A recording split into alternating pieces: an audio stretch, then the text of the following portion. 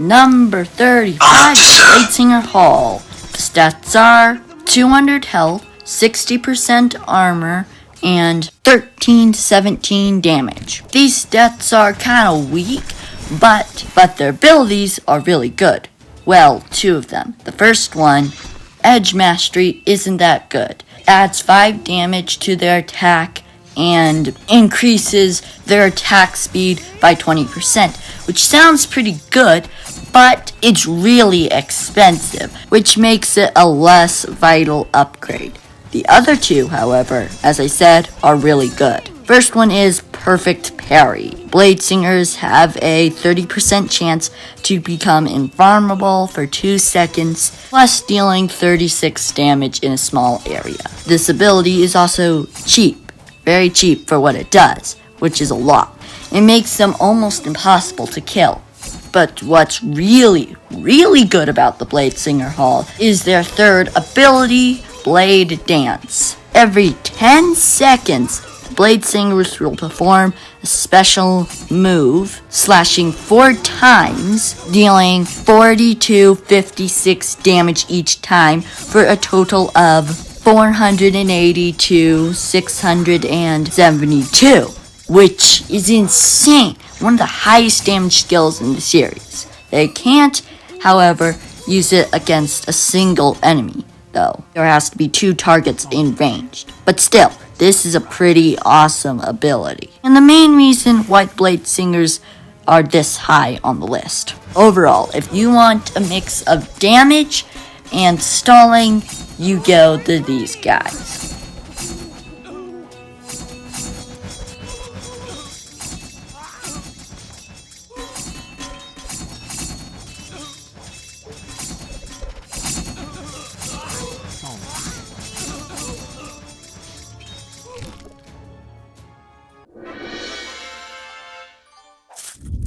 Number 34, the Dune Sentinels. The stats are 19 to 28 damage, an average speed, and a long range. The Dune Sentinels mainly get their power from the fact that their attack bounces to up to 5 enemies per hit. If there's less than 5 enemies, then each enemy will get slightly more damage. Damage will also go down by 40% each hit.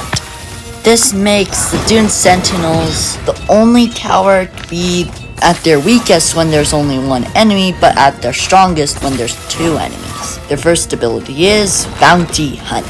Every 8 seconds, the Dune Sentinels throw a special Chakram Blade that deals 184 physical damage, bounces across enemies, dealing 40% less damage with each hit, as well as their regular attack. And one of their targets is killed, player receives an extra 12 gold. With a fast cooldown and decent damage, this is a pretty good ability. Their next ability, Whirling Doom, is even better. Every 16 seconds, the tower spits out 2 giant blades that stay on the ground for 5 seconds, dealing 22 to 76 damage per second to any enemies walking on them, as well as slowing them down by 25%.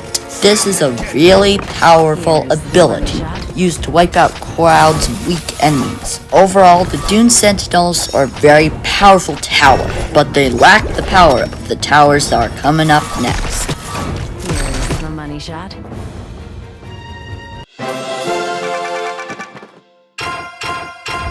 Number 33, the Arcane Archer. The stats are an average speed, a great range, and 24 to 38 damage.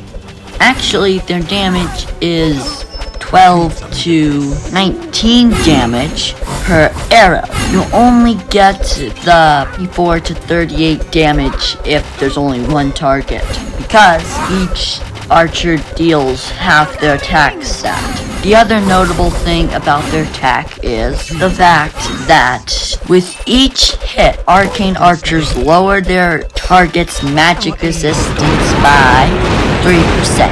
While this is very useful in Origins especially, their main power comes from their first ability, Burst Arrows.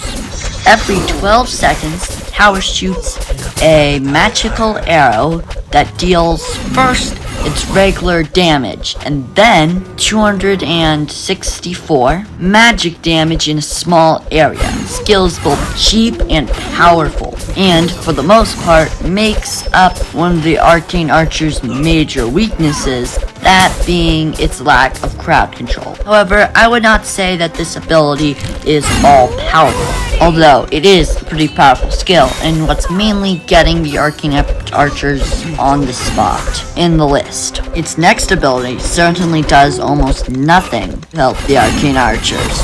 This ability is called Slumber Arrows. The archers shoot another special arrow on a 12-second cooldown, putting the target to sleep for 4 seconds. 4 seconds is actually decently long in a fast-paced game like this. But really, it just puts them to sleep. It's useful against like tanky enemies such as the Twilight Golem, but I would generally recommend not getting this ability and spending your gold on burst arrows. Overall, the Arcane Archers are a pretty good tower with a powerful crowd control skill. However, they don't have quite enough power to get into the next area of towers, which will be coming up soon.